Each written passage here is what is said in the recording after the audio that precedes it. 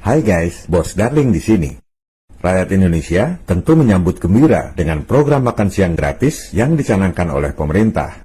Tapi hati-hati, jangan sampai program makan gratis yang sudah bagus itu disusupi dengan menu serangga. Ini adalah rencana nyata, sudah banyak diberitakan. Bilangnya sih hanya di daerah tertentu saja. Tapi hati-hati, karena makan serangga ini bukan program lokal, tapi program elit global. Melalui underbow-underbownya, elit global sedang gencar mempropagandakan agar umat manusia di dunia makan serangga.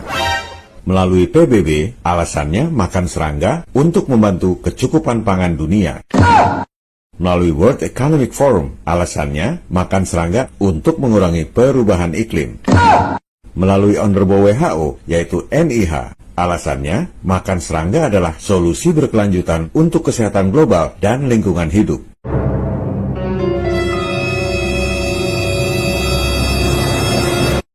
This is number one bullshit. Bukan hanya menggunakan organisasi super, elit global pun menggunakan kaki tangannya yang lain, yaitu media-media mainstream dan juga kampus-kampus terkemuka. NBC News, makan serangga lebih banyak. Serius nih, nggak main-main. Forbes, kita semua harus makan serangga. BBC News, makan serangga untuk atasi kelaparan dunia. Seolah-olah dunia ini mau kiamat, kita segitu miskinnya, sehingga harus makan serangga. Begitu juga kalangan kampus, Minnesota misalnya. Ayo kita makan serangga. Guys, gunakan kecerdasan Anda. Ini gerakannya sudah terstruktur, sistematis, dan masif. Kalau sudah seperti itu, mereka nggak akan berhenti. Jangan dianggap remeh. Itu kan cuma di daerah tertentu saja, yang sudah biasa. Begitu satu atau dua daerah berhasil, yang lain dilipat semua. Dengan alasan, daerah yang makan serangga lebih sehat. Ini studinya. Ada aja nanti propaganda pembenarannya.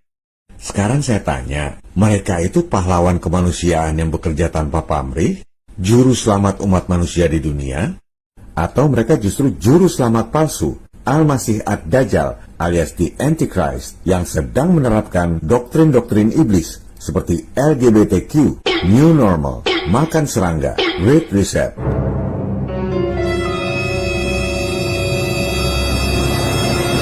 Perilaku mereka ini bukan cuma menghina kecerdasan kita, tapi juga menghina keimanan kita. Seolah-olah Tuhan begitu bodohnya menciptakan dunia serba kekurangan, serba penyakit, serba kelaparan, sehingga butuh mereka sebagai juru selamat umat manusia. Semua video yang saya buat tak ada yang dimonetisasi. Kalau Tuhan mau kasih rejeki, Dia akan memberi dari tempat lain. Video ini dibuat demi kebenaran berdasarkan ketuhanan yang Maha Esa. Biarlah Tuhan yang membimbing otak dan hati kita, sehingga memperoleh kebenaran, serta mencerdaskan kehidupan bangsa.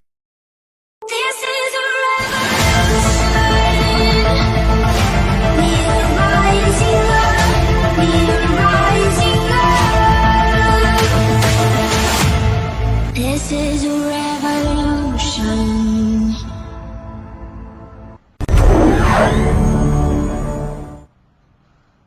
Kebanyakan orang berpikir organisasi Jumbo Internasional itu adalah institusi asing berisi orang-orang pinter dan kaya yang bekerja untuk kemaslahatan umat manusia di dunia. Mereka bilang LGBTQ? Ikut. Mereka bilang pakai masker sambil di-scan kayak barang di supermarket? Ikut. Mereka bilang makan serangga? Ikut. Karena mereka adalah orang-orang pinter penyelamat umat manusia di dunia. Guys, wake up. Ini bukan di surga. Gak ada orang-orang asing super kaya, super baik, mau kasih sumbangsi pada kita, orang-orang miskin. Faktanya, yang ada perang lagi, krisis ekonomi lagi, pandemi lagi. Induk dari semua organisasi globalis itu, PBB dan World Bank, didirikan tahun 1945. IMF malah duluan, 1944. Pasca konferensi Bretton Woods yang merubah sistem moneter global sampai sekarang. Di tahun 1945 itu, banyak negara-negara jajahan dimerdekakan oleh penjajahnya. Kecuali Indonesia, merdeka sendiri diproklamirkan oleh Soekarno-Hatta, bukan pemberian penjajah. Yang lain merdeka dikasih semua oleh penjajahnya. Apakah para penjajah yang selama ratusan tahun menjara sumber daya alam, memperkosa penduduk asli, membunuh para pejuang kemerdekaan, tiba-tiba berubah jadi malaikat?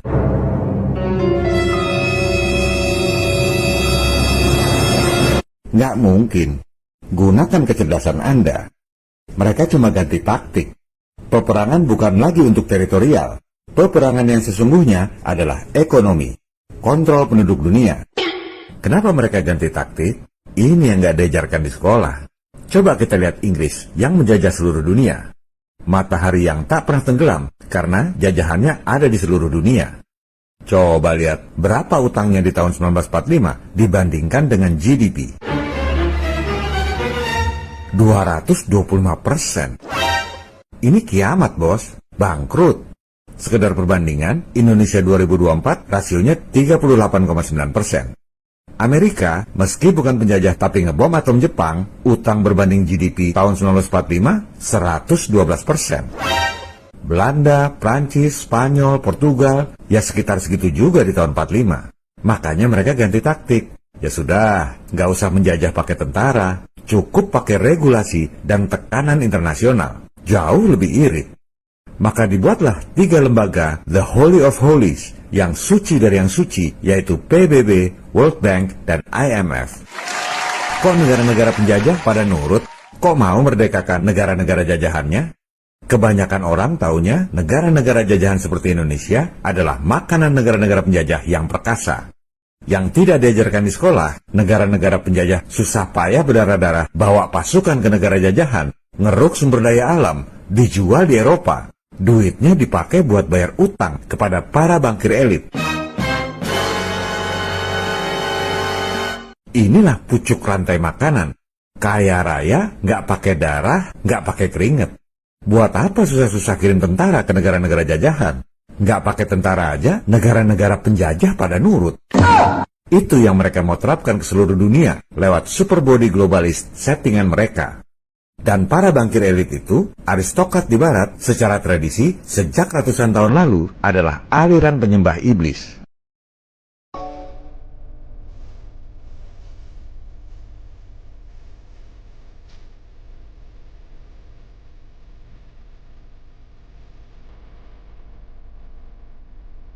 Tradisi barat pasca abad pencerahan, kalau mau sukses, harus masuk sekte penyembah iblis, Freemason. Sampai sekarang juga begitu. Ini bukan asal taruh foto, ada datanya masing-masing. Dulu dibaptis di gereja setan mana.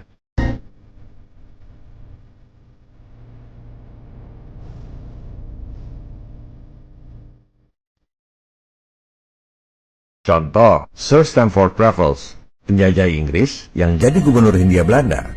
Dibaptisnya di gereja setan Loge de Vriendschap di Surabaya. Sekarang jadi kantor BPN.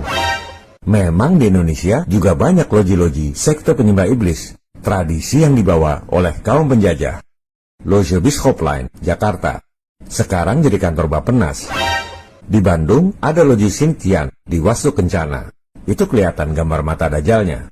Gedungnya sekarang sih udah nggak ada, tapi di tanahnya dibangun Masjid Al-Uhuah. Tidak semua anggota Freemason itu jahat. Selama nggak ganggu orang lain sih terserah aja mau nyembah siapa. Dr. Dawes Dekker alias Setiabudi misalnya. Dia Freemason tapi nggak jahat. Malah menggugat negaranya sendiri, Belanda, demi membela pribumi Indonesia. Presiden pertama Amerika, George Washington, juga Freemason. Tapi nggak jahat. Memang pergaulan aristokrat ya begitu. Nah, di tahun 1776, di Bavaria, Jerman, ada sebagian kecil kelompok Freemason yang niatnya memang jahat.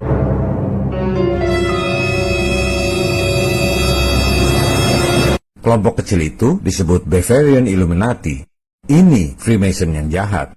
Illuminati adalah konspirasi yang bertujuan untuk menghancurkan negara-negara dan agama-agama di Eropa. Kenapa? Karena tiap kali negara-negara perang, mereka dapat untung dari jual beli senjata dan sewakan tentara bayaran. Tiap kali negara runtuh, mereka nangguk untung dari konsesi bank sentral. Jadi memang perang adalah uang, cuan besar.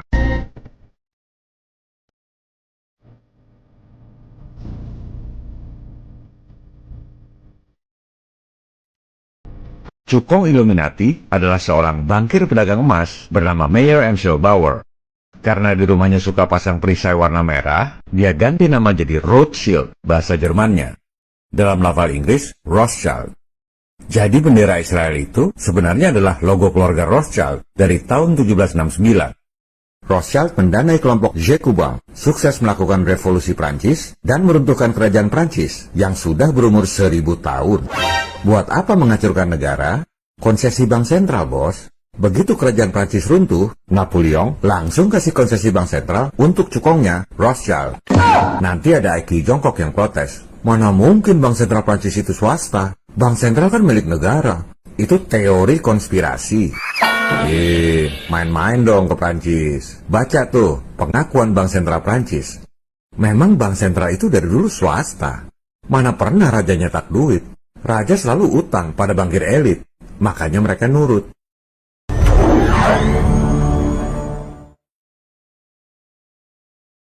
Waktu perang Inggris melawan Napoleon Prancis, Rothschild generasi kedua mendanai dua-duanya. Nathan Rothschild di London mendanai King George III, Inggris. James Rothschild di Paris mendanai Napoleon Bonaparte, Prancis. Siapapun yang menang, Inggris atau Prancis, Rothschild pasti menang. Nanti Aiki Jongkok protes lagi. Teori konspirasi. Mana mungkin penjajah Inggris yang menjajah negara-negara di seluruh dunia dimodali oleh Rothschild. Main-main dong ke tempat keluarga Rothschild. Arsip keluarga Rothschild dengan bangganya mengakui bahwa merekalah yang mendanai militer kerajaan Inggris waktu melawan Napoleon. Itu 200 tahun yang lalu. Makanya sampai sekarang pun hanya seorang Rothschild yang bisa tunjuk-tunjuk dada Raja Inggris.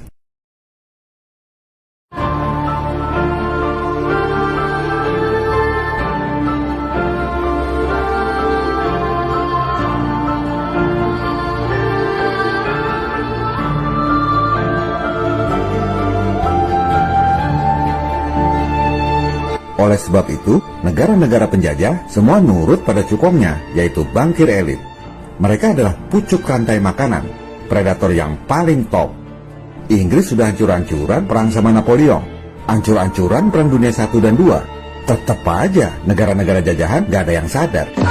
Belanda udah hancur lebur di bom Jerman, masih aja orang Indonesia gak bisa lawan. Kapan sih bangsa ini sadar? Saya membuat video ini bukan sekedar cerita sejarah luar negeri, sekedar nice to know. Ini semua berkaitan dengan kehidupan kita sekarang. Kalau Anda nggak sadar ini, Anda nggak akan tahu siapa lawan sesungguhnya. Dan akan terus dikadali oleh elit global tanpa sadar. Seperti program makan serangga ini. Jelas sekali, itu propaganda yang terstruktur, sistematis, dan masif. Masih berpikir lembaga-lembaga internasional itu juru selamat yang bekerja untuk kemaslahatan umat dunia? Gunakan kecerdasan Anda. PBB itu yang modalin siapa? Silakan Anda buka situs resmi PBB, arsip foto.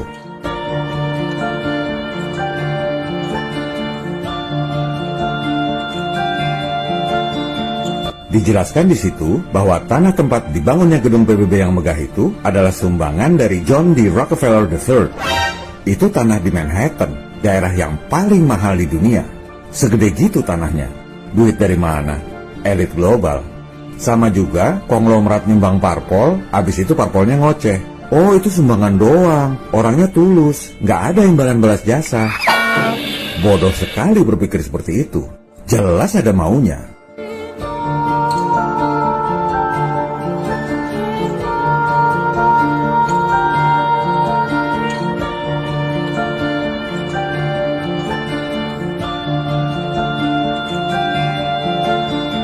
Rockefeller ini dikenal sebagai keluarga yang sangat anti penduduk banyak.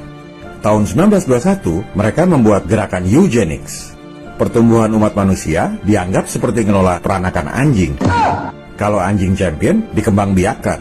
Kalau anjing kampung, disterilkan aja biar nggak beranak lagi. Karena nggak bagus dan dianggap nggak ada gunanya.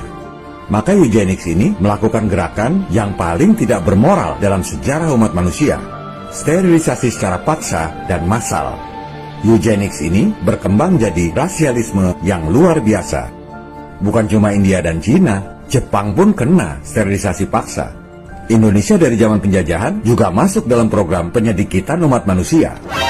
Filosofi iblis dalam eugenics adalah sebagian orang dilahirkan untuk jadi beban manusia lain. Rockefeller ini memang anti penduduk banyak. Bahkan setelah eugenics dihentikan, mereka masih terus menjalankannya dengan baju yang berbeda. Coba kita dengar apa kata David Rockefeller tentang program depopulasi dunia yang harus dijalankan meski bertentangan dengan agama dan moral.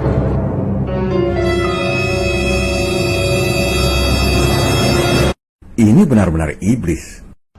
Unless nations will agree to work together to tackle these cross-border challenges posed by population growth, overconsumption of resources, and environmental degradation, the prospects for a decent life on our planet will be threatened. Dia bilang bahwa pertumbuhan jumlah penduduk adalah ancaman bagi dunia karena mengurangi konsumsi pangan dan prospek hidup yang layak. Jadi perkembangbiakan manusia yang kita anggap sebagai anugerah Tuhan, dia anggap sebagai ancaman. Makanya harus ada program depopulasi, penyedikitan umat manusia.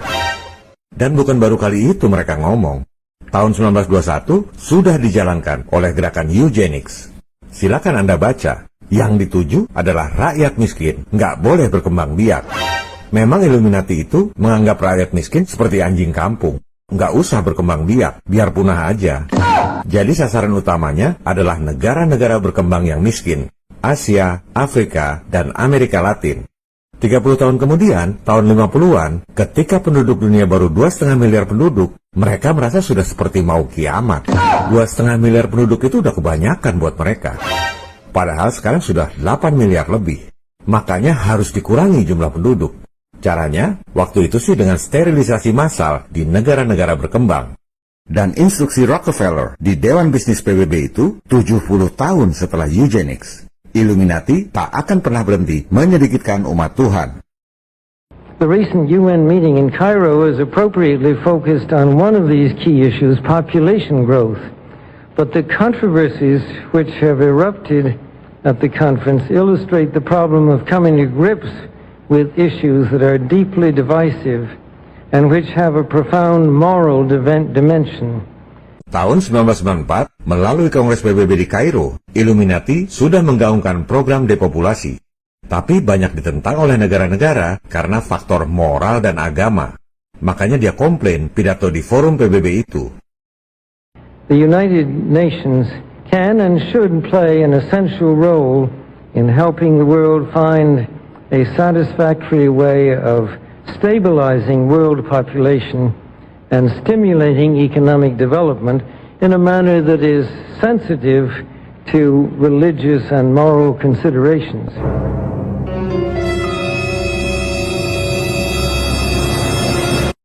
Rockefeller minta PBB, lembaga yang ia dirikan dan danai tahun 45, untuk memastikan bahwa program depopulasi itu harus berjalan meski bertentangan dengan agama dan moral.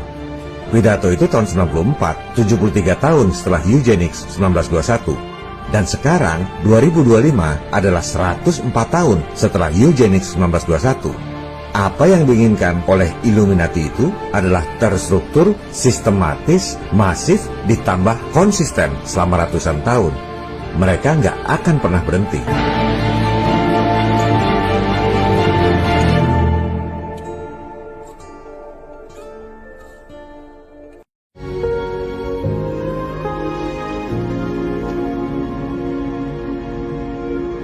Program depopulasi berkaitan erat dengan ideologi Illuminati. Illuminati itu artinya pencerahan.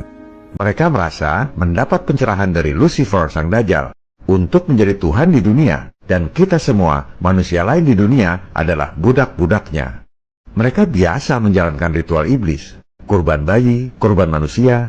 Yang kita anggap pembunuhan yang keji, mereka anggap ritual kurban yang suci.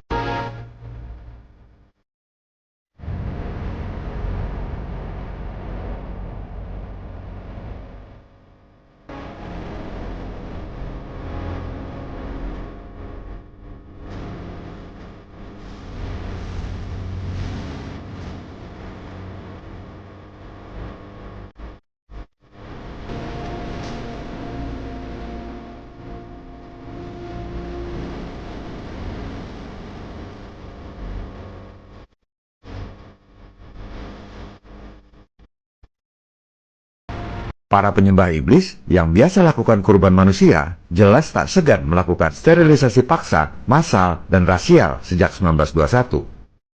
Program depopulasi pun berkembang modusnya. Sterilisasi paksa beralih ke plandemi. Maka ada HIV tahun 80-an, SARS, flu babi, MERS, flu burung, COVID-19, dan lain-lain. Nggak akan ada habisnya sampai jumlah penduduk berkurang drastis. LGBTQ yang dipropagandakan PBB sejak tahun 2008 juga bagian dari program depopulasi Illuminati. Pedang bermata dua. Di sisi depopulasi supaya jumlah penduduk tidak bertambah. Di sisi Illuminati, mereka mengejek ketuhanan yang dulu membuat hukuman Sodom dan Gomora. Sekarang umatnya disuruh melakukan itu.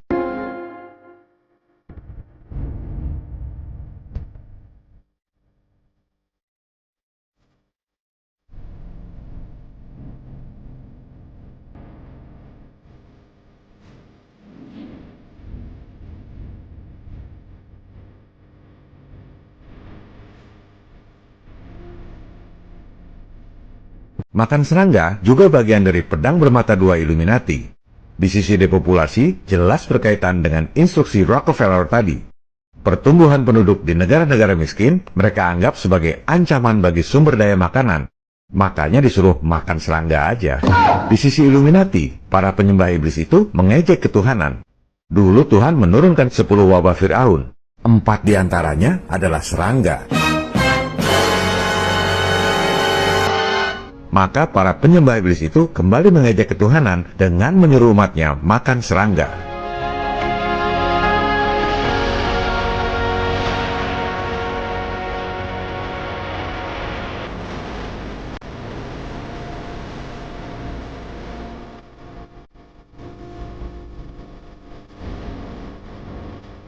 Nanti pemuja Illuminati protes lagi. Kan yang dimakan bukan putu, lalat, atau belalang. Yah, nggak ngerti simbologi.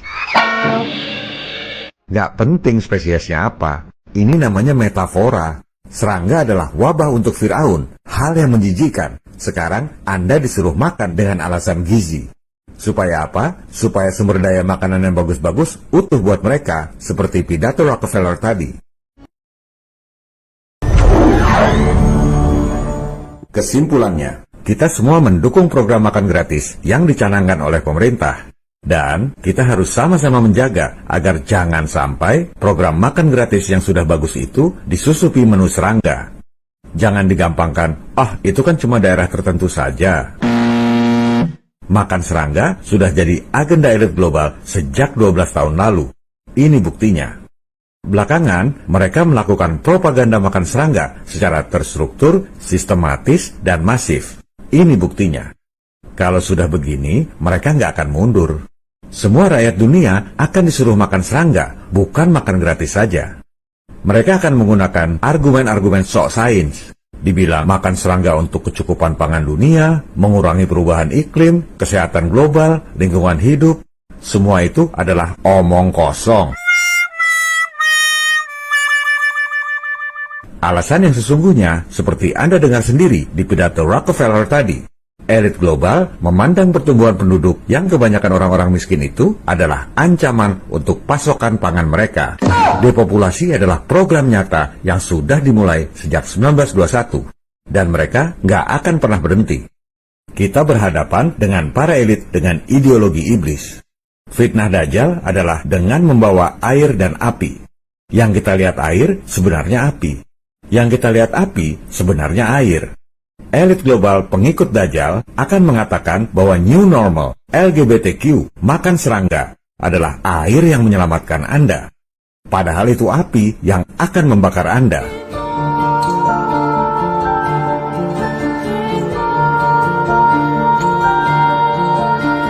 Dan ujung-ujungnya adalah Great Reset, yang membuat semua umat manusia di dunia menjadi budak-budaknya sesuai ideologi Illuminati.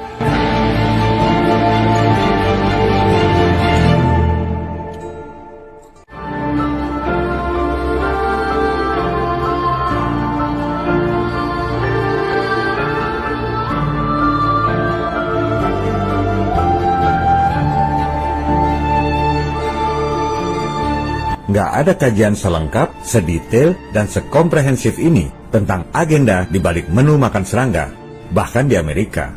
Saya nggak mungkin bisa dapat informasi seperti ini jika tidak dibimbing oleh Tuhan Yang Maha Kuasa.